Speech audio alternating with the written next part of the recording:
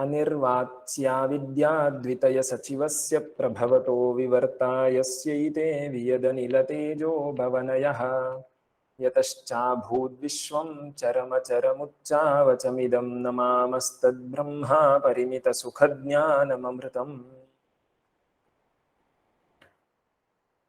ह्यः अस्माभिः मोक्षस्य निर्वर्त्यतादिकर्मता चतुष्टयं नास्ति इति निरूपणम् आरब्धम्। मोक्षः न निर्वर्त्यः नापि विकार्यः नापि उत्पाद्यः नापि संस्कार्यः। इदं कर्मता चतुष्टयं वर्तते, एतच्चतुष्टयम् अपि मोक्षस्य न भवति इत्येतन् निरूपणम् आरब्धमासीत्। तत्र अन्तिमः पक्षः मोक्षस्य संस्कार्यत्वं नास्ति इति। तद्विषये एव चर्चा प्रचलति स्म, किन्तु सर्वांशेन विषयः न समाप्तः आसीत्। अतः किञ्चित् स्मारयित्वा अग्रिमं भागं पश्यामः। नापि संस्कार्यो मोक्षः इति प्रतिज्ञा। कुतः इत्युक्ते तदर्थं कः संस्कारः इति आदौ ज्ञातव्यम्।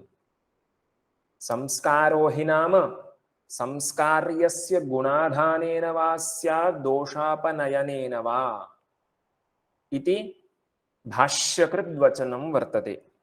तदनुसारेण अस्माभिः ज्ञातव्यम् ब्रह्मभावस्य मोक्षस्य संस्कार्यत्वम् अपेक्षितं चेत् ब्रह्मणि गुणाधानं वा कर्तव्यं दोषापनयनं वा कर्तव्यम्। तत्र उदाहरणमपि भामतीकारैः उक्तमासीत्। बीजपूरकुसुमे यदि लाक्षारसः सिक्तः तदानीं तत् सवर्णं फलं प्रसूते, अन्यथा तु संस्काराभावे श्वेतवर्णीयं फलं लभ्यते, किन्तु संस्कृतं तत् कुसुमं किं करोति, लाक्षासवर्णं फलं प्रसूते। अयं संस्कारः गुणाधानेन संस्कारः इत्यस्य उदाहरणम्। दोषापनयनेन संस्कारः इत्यस्य किम् उदाहरणम् इत्युक्ते मलिनम् आदर्शतलम् इष्टकाचूर्ण निघर्षणेन शुद्धीक्रियते, मलस्य अपसारणं क्रियते, दोषः अपनीयते, तर्हि तत् उद्भासितभास्वरं भवति आदर्शतलम्। अयमेव तस्य संस्कारो नाम दोषापनयनेन संस्कारः इत्यस्य इदमुदाहरणम्। किन्तु एतादृश संस्कारः ब्रह्मणि न भवितुम् अर्हति इति भामतीकाराः वदन्ति। किमर्थमित्युक्ते गुणः कश्चित् आधेयः ब्रह्मणि इति स्वीक्रियताम्। तदानीं वयं पृच्छामः, यः गुणः आधीयते ब्रह्मणि सः किं ब्रह्मणः स्वभावः उत ततः भिन्नः? यदि सः गुणः ब्रह्मणः स्वभावः तर्हि सः आधेयो न भवति। ब्रह्मस्वभावात्मकः यो गुणः सः ब्रह्मस्वभावत्वादेव तत्र आधेयो न भवति, किन्तु नित्यः भवति। यदि तु सः गुणः ब्रह्मणि उत्पादनीयः, पूर्वं नासीत् इतः परम् उत्पादनीयः, तर्हि कार्यत्वेन अनित्यत्वप्रसङ्गः स्यात् इति दोषः उक्तः। अस्तु, तर्हि गुणाधानेन ब्रह्मणः संस्कारः कर्तुं न शक्यते चेदपि दोषापनयनेन ब्रह्मणः संस्कारो भवतु इति कश्चित् विचारः आरब्धः आसीत्। तत्र अस्माभिः सिद्धान्तिभिः उत्तरम् उक्तं। पश्यन्तु, दर्पणे मालिन्यम् आसीत्, अशुद्धिः आसीत्, अशुद्धिः विद्यते स्म, तस्याः अशुद्धेः तस्य मालिन्यस्य इष्टकाचूर्ण निघर्षणेन अपसारणं कृतं। शुद्धिः संस्कारः कश्चित् आहितः दर्पणे, इदम् उदाहरणं सम्यक्। किन्तु दोषस्य अपसारणं कर्तव्यं चेत् प्रथमतः तत्र दोषः अपेक्षितः खलु। कस्यचित् निवृत्तिः कर्तव्या इत्युक्ते तदर्थं सः पदार्थः अपेक्षितः, प्रतियोगिसापेक्षा खलु निवृत्तिर्भवति इति अभिप्रायः। ब्रह्मणि तु कापि अशुद्धिः नास्ति एव, तस्य नित्यशुद्धत्वात्। अतः दोषापनयनेनापि ब्रह्मणः संस्कारः कर्तुं न शक्यते इति उक्तम्। एतदुपरि शङ्का कृता केनचित्, ब्रह्मणि अशुद्धिः नैव वर्तते, अतः कथं तस्याः अविद्यमानायाः अशुद्धेः वारणार्थं प्रयत्नः कर्तुं शक्यते इति प्रश्नः किल आसीत्।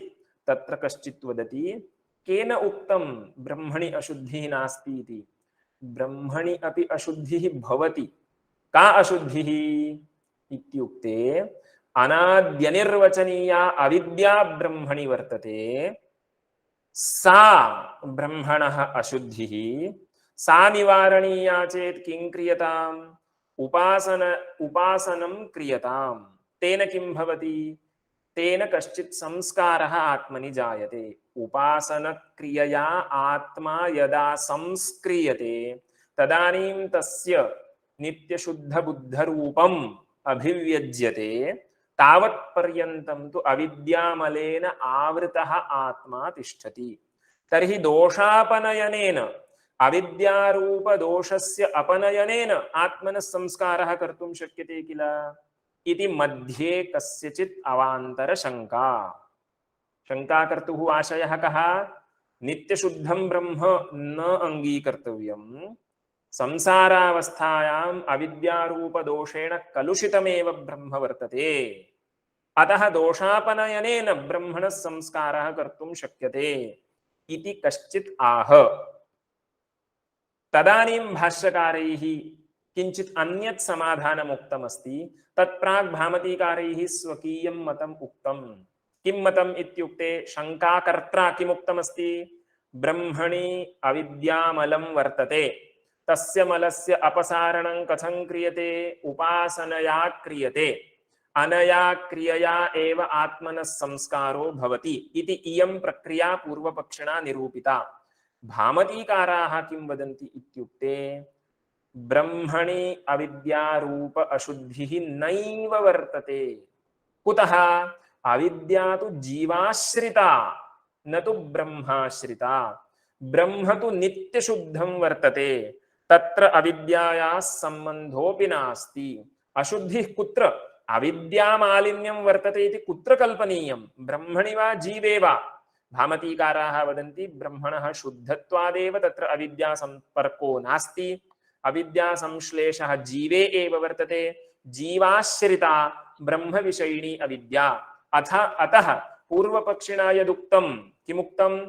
ब्रह्मणि कश्चित् दोषो वर्तते, तस्य अपसारणार्थम् उपासनम् अनुष्ठीयतामिति, तदपि नोपपद्यते। पश्यन्तु, इयं पङ्क्तिरासीत्, न अविद्या ब्रह्माश्रया किन्तु जीवे सा तु अनिर्वचनीया इत्युक्तं, तेन नित्यशुद्धमेव ब्रह्म इति भामतीकारैः पृष्टस्य प्रश्नस्य समाधानं क्रियते।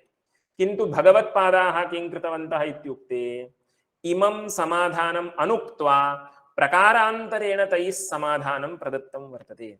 तैः किमुक्तं भाष्यकारैः? अविद्या जीवे वर्तते वा ब्रह्मणि वर्तते वा इति विचारः तैः प्राधान्येन न कृतः अस्मिन् सन्दर्भे। तैः किमुक्तम् इत्युक्ते, कृत्वा चिन्तया, अस्तु नाम अविद्यारूपमालिन्यं ब्रह्मण्येव, अविद्या ब्रह्माश्रिता भवतु, तथापि तादृश अविद्यारूपदोषस्य अपसारणार्थम् उपासनं क्रियतामिति त्वया उक्तं खलु, तत्तु न सम्भवति। किमर्थमित्युक्ते, आत्मा क्रियायाः आश्रयो न भवति, क्रियाश्रयत्वम् आत्मनि नोपपद्यते इति तैः प्रकारान्तरेण समाधानं वक्तव्यम्। भामतीकारैः किं कृतमस्ति? साक्षादुक्तं, ब्रह्मणि अविद्या नास्त्येव, अतः दोषापनयनेन ब्रह्मणः संस्कारः इति अयं पक्षः नोपपद्यते। इदं समाधानम् अनुक्त्वा आत्मनः अशुद्धिः वर्तते अविद्यारूपा इति स्वीकृत्यापि दोषापनयनेन ब्रह्मणः संस्कारो भवतु इत्येतत् निराक्रियते भगवत्पादैः। तच्च इत्थम। पंक्तिः कथमस्ति? शंकां निराकरोति न कुतः क्रियाश्रयत्वानुपपत्तेः न अविद्या ब्रह्माश्रया किंतु जीवे सा तु अनिर्वचनीया इत्युक्तं तेन नित्यशुद्धमेव ब्रह्म अभ्युपेत्य तु अशुद्धिं क्रिया संस्कार्यत्वं दूष्यते। आत्मनि अशुद्धिं अभ्युपगम्यापि आत्मनः क्रियया संस्कार्यत्वम् इति इमं पक्षं दूषयन्ति भाष्यकाराः। कृत्वा चिंता इयं वस्तुतः अशुद्धिः आत्मनि नास्ति, किन्तु यदि आत्मनि अशुद्धिः स्यात् तथापि आत्मनः क्रियया संस्कार्यत्वं तु नैव उपपद्यते इति भाष्यकाराः वदन्ति। कथम् इत्युक्ते पुनरपि विकल्प्य दूषणं क्रियते। क्रियया आत्मनि विद्यमाना अशुद्धिः वारयितुं शक्यते इति खलु प्रश्नः। तत्र वयं विकल्पं कुर्मः। यया क्रियया आत्मनः अशुद्धिः त्वया वारणीया वर्तते सा क्रिया कुत्र समवेता? कुत्रत्या सा क्रिया? सा क्रिया आत्मनि अस्ति वा अन्यत्र अस्ति वा? आत्मनि अविद्यारूपः दोषः अविद्यारूप अशुद्धिः काचिद् वर्तते, सा क्रियया निवर्तनीया वर्तते। यया क्रियया अशुद्धिः निवर्तनीया सा क्रिया ब्रह्म समवेता वा अन्य समवेता वा इति विकल्पः क्रियते। ब्रह्मणि विद्यमानया क्रियया ब्रह्मणि विद्यमानः दोषः अपनीयते वा अन्यत्र ब्रह्मान्यस्मिन् विद्यमानया क्रियया ब्रह्मणि विद्यमानः दोषः अपनीयते वा इति विकल्पः। किमुचितं भाति इत्युक्ते यत्र दोषः वर्तते तत्रैव विद्यमाना क्रिया तस्य दोषस्य वारणं कर्तुं शक्नोति इति अस्माभिः लोके बहुत्र दृष्टम् अस्ति। तर्हि ब्रह्मणि विद्यमानस्य दोषस्य वारणं कर्तव्यं चेत् क्रिया कुत्र तिष्ठेत्? आत्मसमवेता भवेत् सा क्रिया। ब्रह्म समवेतया क्रियया ब्रह्मणि दोषः वारयितुं शक्यते इति आशयः। किन्तु पश्यन्तु का स्थितिः। पंक्तिं पठामि। क्रिया हि ब्रह्म समवेता वा ब्रह्म संस्कुर्यात् यथा निघर्षणम् इष्टकाचूर्ण संयोग विभाग प्रचयः निरन्तरः आदर्शतल समवेतः। आदर्शतले समवेतः कः? इष्टकाचूर्ण संयोग विभाग प्रचयः। इदमेव निघर्षणम् इति पदस्य अर्थः। निघर्षणं क्रियते इत्युक्ते इष्टकाचूर्णस्य संयोगः क्रियते, पुनः विभागः क्रियते, पुनः संयोगः, पुनः विभागः, एवं निघर्षणं कृत्वा आदर्शतलस्य मालिन्यं वारयितुं शक्यते। तर्हि अयं संस्कारः तद्वत् ब्रह्मणि कर्तुं शक्यते वा इत्युक्ते ब्रह्मणि विद्यमानस्य दोषस्य वारणार्थं ब्रह्मणि काचित् क्रिया वर्तते। इदानीं निघर्षणम् इष्टकाचूर्णेन यत् निघर्षणं क्रियते सा निघर्षणरूपा क्रिया कुत्र वर्तते? आदर्शतले एव वर्तते खलु। अन्यत्र निघर्षणं क्रियते चेत् आदर्शतलस्य मालिन्यम् अपगच्छति वा? न। आदर्शतले विद्यमानं मालिन्यम् अपसारणीयं चेत् क्रिया कुत्र भवेत्? आदर्शतले एव भवेत्। द्वयोः सामानाधिकरण्यम् अपेक्षितं। यत्र दोषः अस्ति तत्रैव क्रिया अपि अपेक्षिता। तया क्रियया तत्रैव विद्यमानः दोषः वारयितुं शक्यते। दोषः अन्यत्र वर्तते, क्रियानुष्ठानम् अन्यत्र चेत् तयोः सामानाधिकरण्यं नास्ति चेत् कथं नाश्यनाशकभावः स्यात्? क्रियया दोषः वारणीयः चेत् सामानाधिकरण्यम् अपेक्षितम् इति आशयः। अतः विकल्पः क्रियते ब्रह्मणि विद्यमानस्य दोषस्य वारणं कर्तव्यं चेत् सा क्रिया ब्रह्मणि वर्तते वा अन्यसमवेता वा इति प्रश्नः। पश्यन्तु, आदौ प्रथमं विकल्पं स्वीकुर्मः। ब्रह्मणि एव क्रिया वर्तते, सा ब्रह्मणि विद्यमाना क्रिया ब्रह्मणि विद्यमानमेव दोषम् अपसारयति इति स्वीकुर्मः प्रथमं विकल्पम्। इत्युक्ते तं विकल्पं दूषयन्ति भामतीकाराः। कथं दूषयन्ति? इत्थं दूषयन्ति। भोः ब्रह्मणि क्रिया नैव भवितुम् अर्हति। किमर्थम् इत्युक्ते पूर्वोक्तरीत्या उपयन् अपयन् धर्मः विकरोति हि धर्मिणम्। किं सा क्रिया नित्या उत जन्या? सा क्रिया यदि जन्या तर्हि सा आयाति, अनन्तरं किञ्चित् कालं तिष्ठति, कालान्तरे गच्छति। गच्छति इत्युक्ते नश्यति। तर्हि किं जातं? कश्चित् धर्मः आगतः, कश्चित् धर्मः नष्टः। एवं यदि स्थितिः अस्ति उपयन् अपयन्, उपयन् नाम कश्चित् आगच्छति, अपयन् इत्युक्ते कश्चित् गच्छति, उपयन् अपयन् धर्मः धर्मिणं विकरोति इति न्यायः वर्तते। तर्हि ब्रह्मधर्मः क्रिया इति यदि स्वीक्रियते तर्हि सा क्रिया किं करोति? स्वाश्रयस्य ब्रह्मणः विकारं जनयति। ब्रह्मणः कूटस्थनित्यत्वं भज्यते, ब्रह्मणः विकार्यत्वम् आयाति, ब्रह्मणः नित्यत्वं तथा सति न स्यात् इति क्लेशः अस्मिन् पक्षे वर्तते। कस्मिन् पक्षे? ब्रह्मणि विद्यमाना क्रिया ब्रह्मणि विद्यमानं दोषम् अपसारयति इति यदि स्वीक्रियते तर्हि कः दोषः? ब्रह्मणः अनित्यत्वं स्यात् इति दोषः। किमर्थं ब्रह्मणः अनित्यत्वं स्यात् इत्युक्ते विकार्यत्वम् आपद्यते। कथं विकार्यत्वम् आपद्यते? उपयन् अपयन् धर्मः विकरोति हि धर्मिणम् इति न्यायानुरोधेन तथा भविष्यति। पश्यन्तु, पंक्तिं पठामि, अत्यन्तं सरलः विचारः अस्ति। न तावत् ब्रह्मधर्मः क्रिया, क्रिया ब्रह्मधर्मः इति न च मन्तव्यं। कुतः? तस्याः स्वाश्रय विकार हेतुत्वेन सा क्रिया किं करोति? स्वाश्रयस्य विकारं प्रति कारणीभूता भवति। स्वाश्रय विकार हेतुत्वं क्रियायां वर्तते।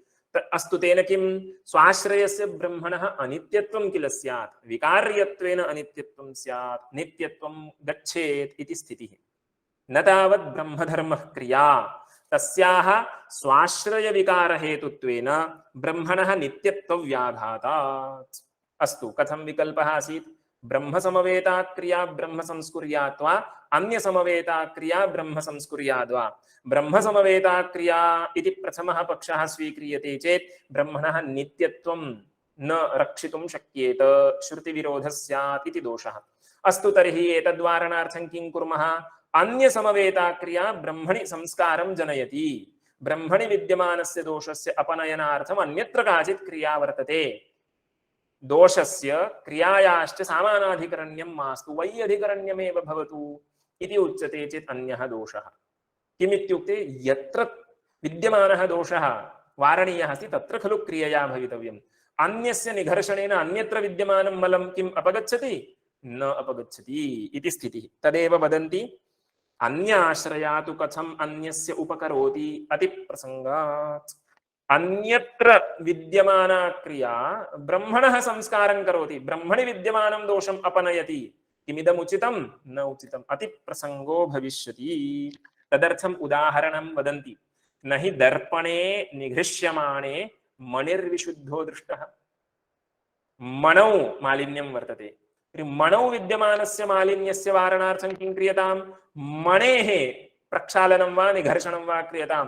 मणौ अशुद्धिः वर्तते, मया निघर्षणं दर्पणस्य क्रियते, तावता मणिः विशुद्धो भवति वा? नैव भवति।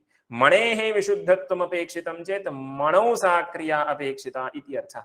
न हि दर्पणे निघृष्यमाणे मणिर्विशुद्धो दृष्टः इति जातम्। तर्हि एतावता किमागतम् इत्युक्ते आत्मनः गुणाधानेन वा दोषापनयनेन वा संस्कार्यत्वं नास्ति। तदेव अत्र मूले भाष्यकारैः लिखितमस्ति। यदाश्रया क्रिया तम् अविकुर्वती नैव आत्मानं लभते। यद्यात्मा क्रियया विक्रियेत अनित्यत्वमात्मनः प्रसज्येत अविकार्योऽयमुच्यते इति चैवमादीनि वाक्यानि बाध्येरन् तच्च अनिष्टम् इति वर्तते। तच्च अनिष्टम्। किम् अनिष्टम्? तत् अनिष्टम्। तत्पदेन कस्य परामर्शः कर्तव्यः? पूर्वं किमस्ति? वाक्यानि बाध्येरन्, वाक्यानां बाधनं स्यात् इति उक्तं किल? तर्हि तच्च अनिष्टम् इत्यनेन किम् अनिष्टम्? वाक्यबाधनम् अनिष्टम्। वाक्यार्थः सम्यक् रक्षणीयः अस्ति। वाक्यस्य अप्रामाण्यं यथा न स्यात् तथा वाक्यार्थः संरक्षणीयः इति स्थितिः। तदेव अत्र भामतीकाराः वदन्ति तच्च अनिष्टम् इति। तदा बाधनं परामर्शति। अत्र सम्यक् ज्ञातव्यं। तदा इत्युक्ते तत्पदेन इत्यर्थः। इयं प्राचीना शैली वर्तते भामतीकाराणां, बहुत्र एवमेव लिखन्ति।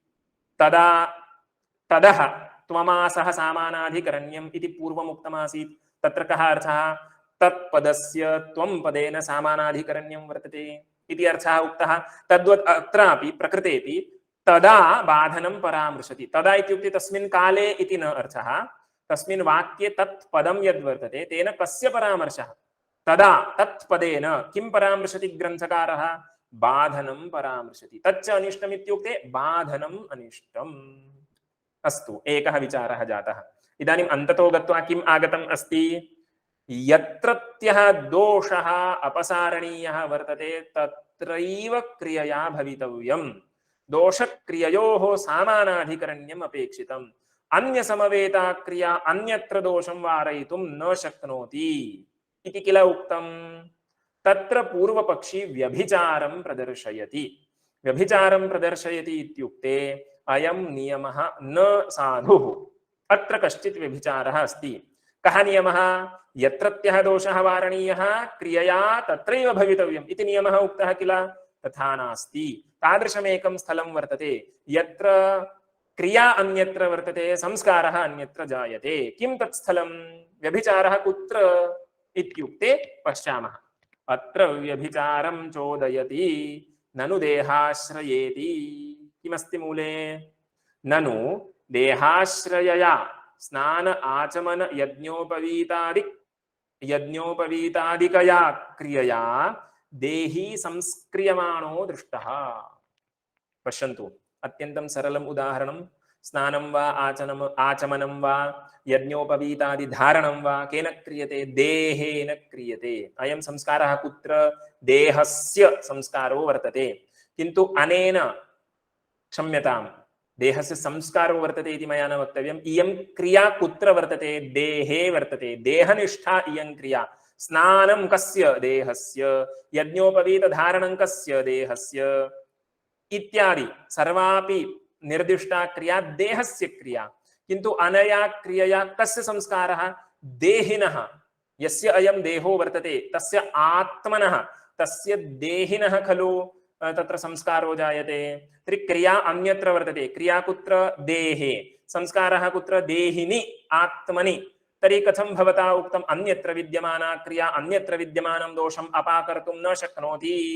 इति कथम् उक्तं तादृशः कोऽपि नियमः नास्ति खलु नियमे व्यभिचारं प्रदर्शयामि किल अहं कुत्र व्यभिचारः देहे विद्यमानया क्रियया देहिनः संस्कारो दृश्यते अयमेव व्यभिचारः इति आक्षिप्तं वर्तते अत्र व्यभिचारं चोदयति ननु देहाश्रयेति मूले किमस्ति ननु देहाश्रयया स्नान आचमन यज्ञोपवीतादिकया क्रियया अत्र पाठभेदः अस्ति मूलेपि स्नान आचमन यज्ञोपवीत धारणादिकया क्रियया देही संस्क्रियमाणो दृष्टः इति प्रश्नः न इत्यारभ्य भाष्यकारैः परिहारः क्रियते न देहादिसंहतस्यैव अविद्यागृहीतस्यात्मनः संस्क्रियमाणत्वात् इति परिहारः अस्ति पश्यामः परिहारस्य कः अभिप्रायः परिहरति न देहसंहतस्य इति पुनः अपि मूले देहादिसंहतस्य इत्यस्ति किन्तु भामतीकारैः देहसंहतस्य इति प्रतीकं गृहीतमस्ति पश्यन्तु कः अभिप्रायः अत्रापि व्यभिचारो नास्ति कथं नास्ति पूर्वपक्षिणा व्यभिचारः कथम् आशंकितः तद् ज्ञातव्यं क्रिया कुत्र वर्तते देहे वर्तते संस्कारः कुत्र जायते देहिनि जायते इति उक्तं किल तत्र समाधानम् अत्र व्यभिचारो नास्ति कथं नास्ति इत्युक्ते यत्र क्रिया तत्रैव संस्कारः कुत्र क्रिया देहे खलु क्रिया इत्युक्ते केवले देहे क्रिया नास्ति किन्तु देहावच्छिन्ने आत्मन्येव सा क्रिया वर्तते सम्यक् ज्ञातव्यं देहादि संहतस्यैव अविद्यागृहीतस्य आत्मनः संस्क्रियमाणत्वात् अर्थः अत्यन्तं सरलः वर्तते शुद्धं चैतन्यं यत् वर्तते तस्यैव चैतन्यस्य यदा अविद्यारूप उपाधि संपर्को भवति तदानीं तादृश अविद्योपहितं चैतन्यमेव क्षेत्रज्ञः इति वा जीवः इति वा व्यवह्रियते इति ज्ञातव्यं तदेव वदन्ति अनाद्यनिर्वाच्य अविद्योपधानमेव ब्रह्मणः जीव इति च क्षेत्रज्ञ इति च आचक्षते ब्रह्मणः एतादृश अविद्योपधानम् अविद्यारूप उपाधि संपर्कः जातः चेत् तदेव चैतन्यं जीवः इति च उच्यते क्षेत्रज्ञः इति च उच्यते इति च आचक्षते स च स्थूल सूक्ष्म शरीरेन्द्रियादि संहतः सः कः सः जीवः शुद्धं चैतन्यं न किन्तु त्रिविध शरीरेण अवच्छिन्नो वर्तते स्थूल सूक्ष्म शरीर इन्द्रियादि संहतः इदानीं पश्यतु संहतः इत्युक्ते शरीरेषु एतेषु पंचसु कोशेषु वा त्रिविधेषु शरीरेषु वा अस्य आत्मबुद्धिः वर्तते देहम् इन्द्रियं मनः बुद्धिम् आत्मानं मन्यते अयम् इति अध्यासभाष्ये अस्माभिः विस्तरेण दृष्टमस्ति अहं गच्छामि अहं स्थूलः अहं कृशः अहं मनुष्यः अहं ब्राह्मणः अहं चिन्तयामि इत्यादि प्रत्ययाः सन्ति लोके प्रमाणत्वेन गृहीताः इमे प्रत्ययाः सांव्यावहारिकं प्रामाण्यम् एतेषां प्रत्ययानां वर्तते तर्हि का स्थितिः इत्युक्ते शुद्धं चैतन्यम् अहमिति कोऽपि व्यपदिशति वा न अहम् इत्यत्र को विषयः देहादि संहतः आत्मा एव विषयः तदेव वदन्ति स च स्थूल सूक्ष्म शरीर इन्द्रियादि संहतः सः कः जीवः वस्तुतः ब्रह्मैव किन्तु अविद्यारूप उपधानवशात् जीवः सः संजातः जीवः संजातः इत्युक्ते किमपि न जातं तत्र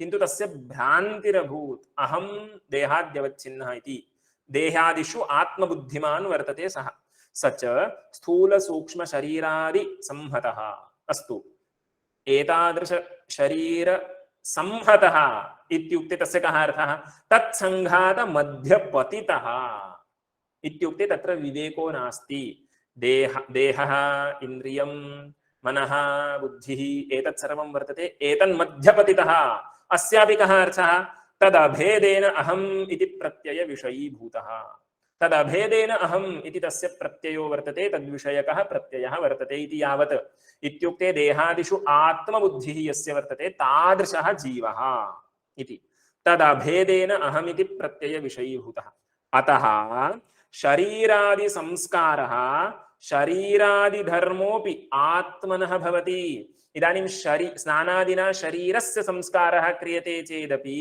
शरीरे आत्मबुद्धिः यस्य वर्तते खलु तर्हि ममैव अयं संस्कारः इति अयं मन्यते वस्तुस्थितिः का इत्युक्ते क्रिया सर्वापि स्नानादि क्रिया सर्वापि शरीरादिषु वर्तते किन्तु संस्कारस्तु आत्मनः जायते इति खलु उक्तं तत्र सम्यक् ज्ञातव्यं शुद्धस्य आत्मनः कोऽपि संस्कारो नास्ति शरीरे आत्मबुद्धिः यस्य वर्तते शरीरात्मवादी यः तस्यैव संस्कारो जायते अतः शरीरनिष्ठः संस्कारः आत्मनि आरोपितः परस्परम् अध्यासः खलु जातः वर्तते इत्याशयः अतः शरीरादि संस्कारः शरीरादि धर्मोऽपि आत्मनः भवति यद्यपि क्रियापि शरीरे वर्तते संस्कारोऽपि शरीरे वर्तते मया प्रायः किञ्चित् कालात् प्राक् अन्यथा उक्तम् आत्मनि संस्कारः वर्तते इति उक्तं तद् अशुद्धं क्रिया कुत्र वर्तते शरीरादिषु वर्तते तर्हि संस्कारोऽपि शरीरादिषु वर्तते किन्तु अहं संस्कृतः इति प्रत्ययो जायते खलु तत्र किं कारणम् इत्युक्ते शरीरात्मनोः इतरेतराध्यासो वर्तते इदमेव तत्र कारणं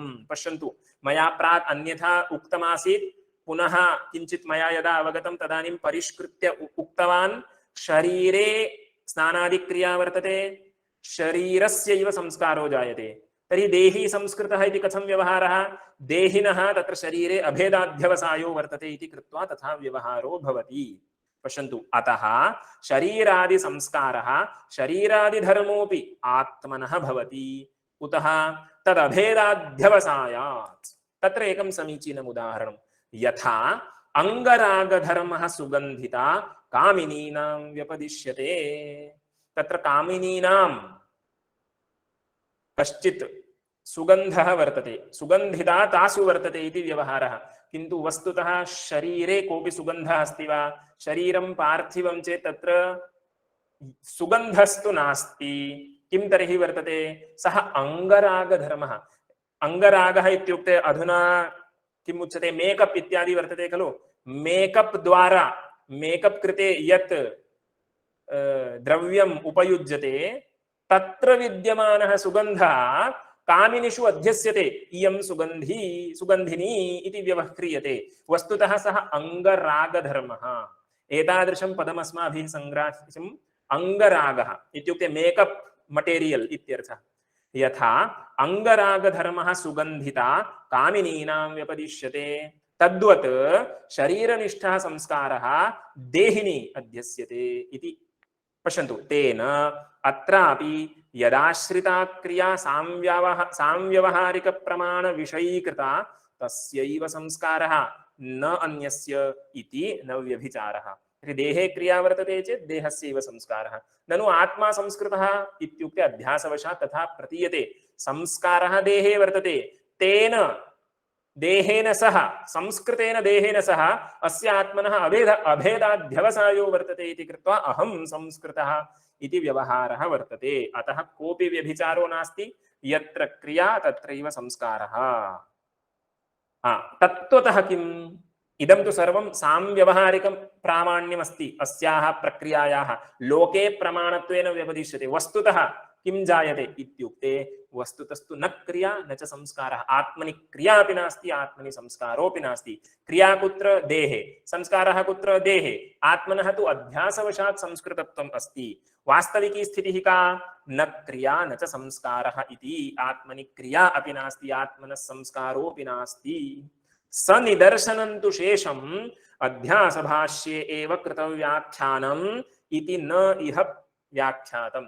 कथं देहे विद्यमानः संस्कारः आत्मनि आरोप्यते, कथं तयोः इतरेतराध्यासः भवति, तत्र किं कारणम्? एतत् सर्वं भाष्यकारैः लिखितं वर्तते, किन्तु भामतीकाराः वदन्ति अस्माभिः विस्तरेण एतत् सर्वम् अध्यासभाष्ये एव व्याख्यातं वर्तते, अतः पौनरुक्त्यं मास्तु, ग्रन्थस्य शरीरं दीर्घं मा भूत् इत्येतदर्थम् अत्र व्याख्यानाय पुनः अपि न प्रयत्यते मया इति भामतीकाराः वदन्ति। सनिदर्शनं, यत्र यद् उदाहरणं दत्तं तदपि तादृशम् अन्यदुदाहरणम् अध्यासभाष्ये अस्माभिः विवेचितं वर्तते।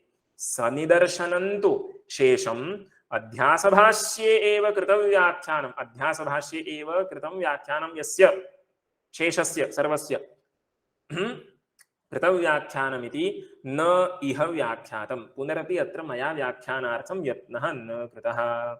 इतः परं काश्चन श्रुतयः प्रसिद्धाः सन्ति, तत्रत्यानां पदानां केषाञ्चित् अर्थः अत्र उच्यते। पश्यन्तु, का श्रुतिः प्रथमतः गृहीता? तयोरन्यः पिप्पलं स्वाद्वत्ति अनश्नन्नन्यो अभिचाकशीति। मुण्डके वर्तते। तत्र तयोरन्यः पिप्पलमिति इति प्रतीकं गृहीतं। तयोरन्यः, अन्यः कः? जीवात्मा। पिप्पलम् अस्ति इत्यत्र पिप्पलं नाम किं? कर्मफलं। कोऽर्थः? कर्मफलस्य भोक्ता जीवात्मा, कर्मफलं जीवात्मना भुज्यते। अनश्नन् अन्यः वर्तते, यः कर्मफलं न भुङ्क्ते सः कः? अनश्नन् यः वर्तते सः कः? परमात्मा इति। पश्यन्तु, अन्यो जीवात्मा, पिप्पलं कर्मफलम्, अनश्नन् अन्यः इति परमात्मा। विषयः समाप्तः। इदानीम् अग्रिमा श्रुतिः वर्तते, आत्मेन्द्रियमनोयुक्तं भोक्तेत्याहुर्मनीषिणः इति। रथरूपककल्पनाया कठोपनिषदि प्रायः प्रथमाध्यायस्य तृतीये खण्डे वर्तते। तत्र इदं वचनं श्रुतम्, आत्मेन्द्रियमनोयुक्तं भोक्तेत्याहुर्मनीषिणः। कः भोक्ता? शुद्धस्य आत्मनः भोक्तृत्वमस्ति वा? नास्ति, शुद्धत्वादेव। अस्तु, देहेन्द्रियादीनां जडानां भोक्तृत्वं भवति वा? नास्ति, जडत्वादेव। तर्हि कः भोक्ता इत्यस्य प्रश्नस्य उत्तरम् आत्मेन्द्रियमनोयुक्तं भोक्तेत्याहुर्मनीषिणः। अत्र किञ्चित् ज्ञातव्यमस्ति। कदाचित् अस्मिन् ग्रन्थे नास्ति, किन्तु अस्माभिः गुरुमुखात् श्रुतं, भाष्ये प्रायः अस्ति, तदनन्तरम् अवलोकयन्तु। एकम् आत्मेति पदमत्र अध्याहर्तव्यं वर्तते। आत्मेन्द्रियमनोयुक्तम् आत्मानं भोक्तेत्याहुः मनीषिणः इति वाक्यरचना भवेत्। आत्मेन्द्रियमनोयुक्तम् आत्मानं भोक्तारं वदन्ति मनीषिणः इति आशयः। किमर्थम् इदं व्याख्यानम् इत्युक्ते, आत्मेन्द्रियमनोयुक्तम् इत्यत्र यत् आत्मपदं वर्तते तत् शरीरपरं वर्तते। आत्मेति पदं शरीरं बोधयितुं शक्नोति वा इत्युक्ते शक्नोति। बहुत्र आत्मपदस्य शरीरम् इति अर्थः अस्ति। एकं प्रसिद्धम् उदाहरणं वदामि, अध्यात्मम् इति कदाचित् भवद्भिः बहुलं श्रुतं स्यात्। अध्यात्मम् इत्यत्र कथं समासः? आत्मनि इति अध्यात्मम्। एतादृशं पदं यत्र वर्तते तत्र आत्मपदस्य शरीरम् इत्यर्थः, अध्यात्मम् इति पदस्य शरीरे इत्यर्थः। अन्यदपि एकमस्ति, प्रसन्नात्मेन्द्रियमनाः स्वस्थेत्यभिधीयते। समधातुः समाग्निः इति किञ्चित् स्वस्थस्य लक्षणम् आयुर्वेदशास्त्रे प्रसिद्धमस्ति। तत्र प्रसन्नात्मेन्द्रियमनाः स्वस्थः भवति, तत्रापि आत्मपदं शरीरपरकं वर्तते इति स्मर्तव्यं। तर्हि इदम् अत्रापि स्मरन्तु। भाष्ये स्पष्टमस्ति, आत्मेन्द्रियमनोयुक्तम् आत्मानं भोक्तारं मन्यन्ते। तर्हि एकम् आत्मेति पदम् अत्र अध्याहर्तव्यं वर्तते। पश्यन्तु, भामतीं पठामः। संहतस्यैव भोक्तृत्वमाह मन्त्रवर्णः। केवलस्य आत्मनः भोक्तृत्वं नास्ति, केवलायाः बुद्धेः, केवलस्य मनसः अपि भोक्तृत्वं नास्ति, किन्तु संहतस्यैव भोक्तृत्वम् इत्यत्र मन्त्रं प्रमाणत्वेन उदाहरन्ति। संहतस्यैव भोक्तृत्वमाह मन्त्रवर्णः आत्मेन्द्रिय इति जातम्। अनुपहित शुद्ध स्वभाव ब्रह्म प्रदर्शन परौ मंत्रौ पठति। कूटस्थनित्यः साक्षी अत्यंतं शुद्धः उपाधि संपर्क विरहितः आत्मा कीदृशः वर्तते, तादृशस्य ब्रह्मणः स्वभावं वक्तुम् एकः मन्त्रः। एको देवः सर्वभूतेषु गूढः सर्वव्यापी सर्वभूतान्तरात्मा कर्माध्यक्षः सर्वभूताधिवासः साक्षी चेता केवलो निर्गुणश्च। श्वेताश्वतराणाम् उपनिषदि वर्तमानः अयं मन्त्रः। अपरः मन्त्रः सुप्रसिद्धः ईशावास्योपनिषदि वर्तते। सपर्यगाच्छुक्रमकायमव्रणमस्नाविरं शुद्धमपापविद्धं कविर्मनीषी परिभूः स्वयंभूः इत्यादि मंत्रः वर्तते ईशावास्योपनिषदि। तत्रत्यं किञ्चित् पदम् अन्यथा, अन्यथा इत्युक्ते भाष्यकारैः अन्यादृशं व्याख्यानं कृतम् अस्ति, भामतीकारैस्तु अन्यादृशं व्याख्यानं कृतम् इति किञ्चित् अत्र अस्माभिः ज्ञातुं शक्यते। पश्यन्तु, तत्र सपर्यगाच्छुक्रम् इति अस्ति। शुक्रं नाम दीप्तिमत्, भाष्येपि तथैव अस्ति। अनन्तरम् अव्रणम् इत्यस्य दुःखरहितम् इति अत्र व्याख्यानमस्ति। भाष्ये तु प्रायः अव्रणम् इत्युक्ते अक्षतं, यस्य क्षतं व्रणः क्षतं नास्ति इति व्याख्यानम्। अनन्तरम् अस्नाविरं, भाष्ये किम् अस्ति इत्युक्ते स्नावाः शिराः न विद्यन्ते यस्य तत् अस्नाविरम् इति तत्र अस्ति। किन्तु भामतीकारैः किं कृतमस्ति, अत्र भामतीकारैः धातुपाठः परिशीलितः वर्तते इति भाति। स्नु प्रस्रवणे इति धातुः वर्तते, तस्मात् धातोः उत्पन्नं व्युत्पादितम् इदं पदं स्नाविरम् अस्नाविरं। तर्हि अविगलितं, श्रवणं नाम गलनम् इत्यर्थः, स्नाविरम् इत्युक्ते गलितम् इत्यर्थः। तर्हि अस्नाविरं नाम अविगलितं।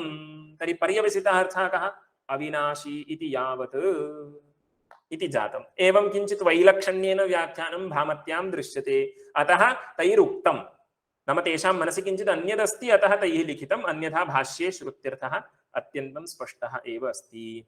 उपसंहरति तस्मादिति, तस्मात् न संस्कार्योऽपि मोक्षः। तर्हि एतावता किं जातं, मोक्षस्य विकार्यत्वं नास्ति, निर्वर्त्यत्वं नास्ति, उत्पाद्यत्वं नास्ति, संस्कार्यत्वं नास्ति इति किं निर्वर्त्यादि कर्मता चतुष्टयी अपि मोक्षस्य न संभवति इति उक्तम्। तदानीम् एका शङ्का, पंचमी काचित् विधा भवतु, मोक्षस्य संस्कार्यत्वं नास्ति चेत् मास्तु, मोक्षस्य उत्पाद्यत्वं निर्वर्त्यत्वं विकार्यत्वं नास्ति चेत् मास्तु, पंचमः कोऽपि प्रकारः स्यात् किल। तर्हि सा कर्मता अस्तु मोक्षस्य इति शङ्का। तस्याः शङ्कायाः वारणार्थं भगवत्पादैः अग्रिमा पङ्क्तिः लिखिता वर्तते। पश्यामः।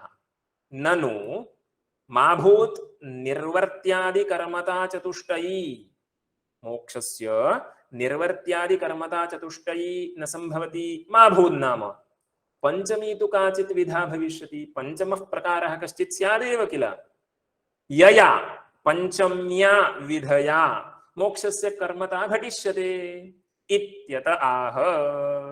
अस्य आशंकायाः वारणं कर्तुं भगवत्पादैः उच्यते किमुच्यते अतः अन्यदिति अतः अन्यत् मोक्षं प्रति क्रियानुप्रवेशद्वारं न शक्यं केनचित् दर्शयितुम् इत्युक्ते आत्मनः तत्र क्रियानुप्रवेशः वक्तव्यः चेत् मार्गचतुष्टयमेव वर्तते।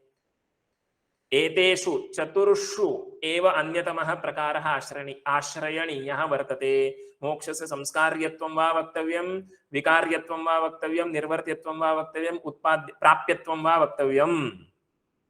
क्षम्यतां मया तत्र निर्वर्त्यत्वम् उत्पाद्यत्वम् इत्यनयोः प्रायः अभेदः एव वर्तते। चतुष्टयम् इत्युक्ते आप्यत्वं, संस्कार्यत्वं, विकार्यत्वं, निर्वर्त्यत्वं। निर्वर्त्यत्वं उत्पाद्यत्वं च समानं। प्रायः मया निर्वर्त्यत्वम् उत्पाद्यत्वम् इति पृथक् उच्यमानम् आसीत्। प्राप्यत्वं विस्मृतवान् अहं, किन्तु तथा नास्ति, तत् स्मरन्तु। किन्तु प्रकारचतुष्टयमेव वर्तते, पंचमी विधा कापि नास्ति इति भाष्यकारैः उच्यते। अतः अन्यत् मोक्षं प्रति क्रियानुप्रवेशद्वारं न शक्यं केनचित् दर्शयितुम् इति जातम्। पश्यन्तु, एभ्यः प्रकार भामतीं पठामि, सरलः विचारः। एभ्यः प्रकारेभ्यः न प्रकारान्तरम् अन्यत् अस्ति यतः मोक्षस्य क्रियानुप्रवेशो भविष्यति। अन्यः प्रकारः यदि अभविष्यत् तर्हि मोक्षस्य क्रियानुप्रवेशद्वारं लभ्येत, किन्तु नास्ति कोऽपि प्रकारः। एतदुक्तं भवति प्रकरणस्य निगमनं। चतस्ॄणाम् अत्र तत्र पाठशोधनं क्रियतां, दीर्घऋकारः भवेत्। चतस्ॄणाम् इति भवेत्, चतस्रणाम् इति नास्ति। चतस्ॄणां विधानां मध्ये अन्यतमया इति अपेक्षितम्, अन्यतमतया इति नास्ति, अन्यतमया।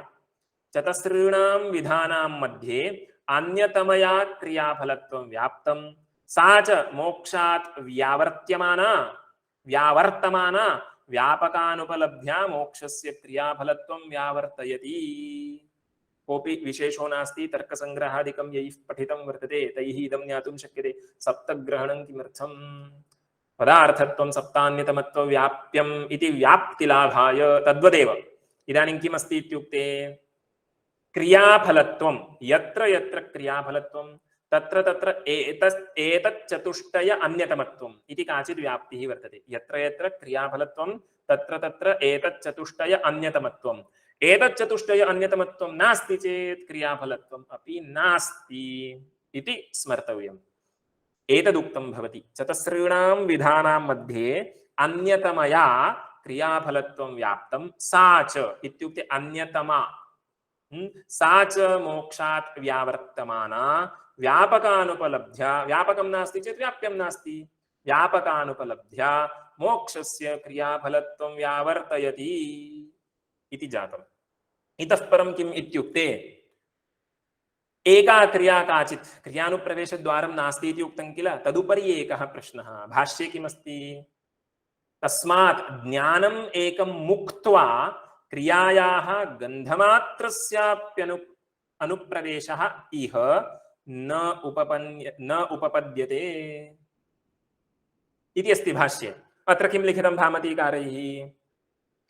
तत्किं मोक्षे क्रियैव नास्ति, तथा च तदर्थानि शास्त्राणि तदर्थाश्च प्रवृत्तयः अनर्थकानि इत्यत आह उपसंहारव्याजेन। अत्र उपसंहारः क्रियते। मोक्षे क्रियैव नास्ति इति उक्तं किल, तर्हि शास्त्राणि क्रियाबोधकानि शास्त्राणि व्यर्थानि, तदर्थाः प्रवृत्तयः अपि व्यर्थाः स्युः किल इति आशयेन प्रकरणस्य उपसंहारं कर्तुम् उपसंहारव्याजेन भाष्यकाराः किं वदन्ति? तस्मात् ज्ञानम् एकम् इति। पंक्तिः का वर्तते? तस्मात् ज्ञानम् एकं मुक्त्वा, ज्ञानं विहाय अन्या क्रिया कापि नास्ति इति। इत्युक्ते ज्ञानम् इति एका क्रिया अनुमन्यते, अन्यस्याः क्रियायाः तत्र प्रवेशो नास्ति इत्याशयः। तस्मात् ज्ञानम् एकं मुक्त्वा क्रियायाः गन्धमात्रस्याप्यनुप्रवेशः इह नोपपद्यते इति। अग्रे भाष्ये किं वर्तते? ननु ज्ञानं नाम मानसी क्रिया। वो ज्ञानम् इति काचित् मानसी क्रिया खलु, न वैलक्षण्यात् इति भाष्यकारैरुक्तम्।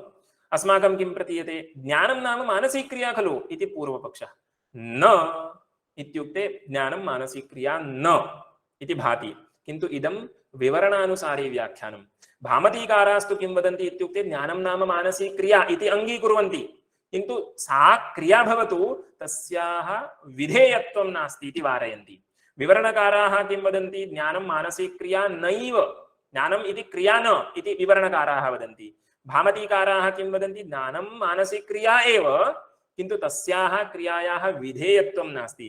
या या क्रिया सा सर्वापि विधेया, विधिविषयः इति नैव भवितुम् अर्हति। काश्चन क्रियाः विधातुं शक्यन्ते, काश्चन क्रियाः विधातुं न शक्यन्ते इति अग्रिमः विचारः अस्ति। पश्यन्तु, अथ ज्ञानं क्रिया मानसी कस्मान्न विधिगोचरः। अनेन किम् अवगन्तव्यम् अस्माभिः, भामतीकारैः इदम् अभ्युपगतं, ज्ञानमिति काचित् मानसी क्रिया वर्तते किन्तु विधेर्विषयः न इति तैः शङ्का योजिता वर्तते। पश्यन्तु, अथ ज्ञानं क्रिया मानसी कस्मान्न विधिगोचरः, कस्माच्च तस्याः फलं निर्वर्त्यादिषु अन्यतमं न मोक्षः इति चोदयति। ननु ज्ञानमिति परिहरति न कुतः वैलक्षण्यात्। अयमर्थः सत्यं ज्ञानं मानसी क्रिया न तु इयं ब्रह्मणि फलं जनयितुम् अर्हति, तस्य स्वयं प्रकाशतया विधिक्रिया कर्म भावानुपपत्तेः इत्युक्तं। तदेतस्मिन् वैलक्षण्ये स्थिते एव वैलक्षण्यान्तरमाह क्रिया हि नाम सा इति। इतः परं यः विचारः वर्तते, ज्ञानं मानसी क्रिया, ननु ज्ञानं नाम मानसी क्रिया इत्यारभ्य भामती व्याख्यानं यद्वर्तते तद् श्वः मया क्रियते।